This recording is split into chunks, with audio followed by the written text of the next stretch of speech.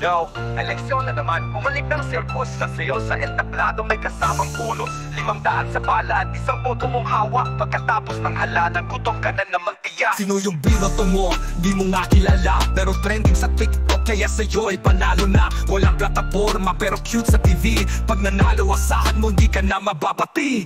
May mga pangako na parang hangin, puro pangarap pero dito to pa rin. Sardinas at bigas lang ang laging pangakit, habang gobyerno ay nainegosyo, ikaw ay nakapikit.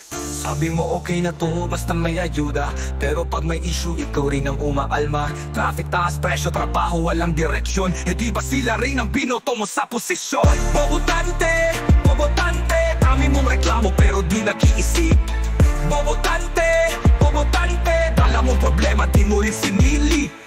Bobotante, bobotante, dahil sa'yo, trapo pa rin ang malakas. Bobotante, bobotante, nasa kangkungan ka pero sila may alas. Binili mo yung dynasty, parang utang na loob, wala kang hustisya. Barrel Ghost Project, kinain ka ng sistema.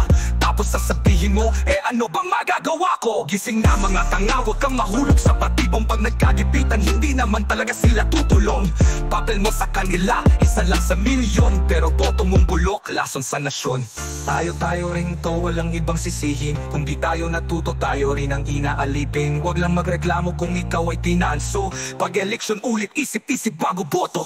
Bobotante, bobotante, kaya huwag kang magtaka kung bakit ang buhay mo wala ring asenso pa. Pag ang eleksyon dumating, utak mo'y gamitin. Kung ayaw mong sa gobyerno, ikaw ay laging nalipin.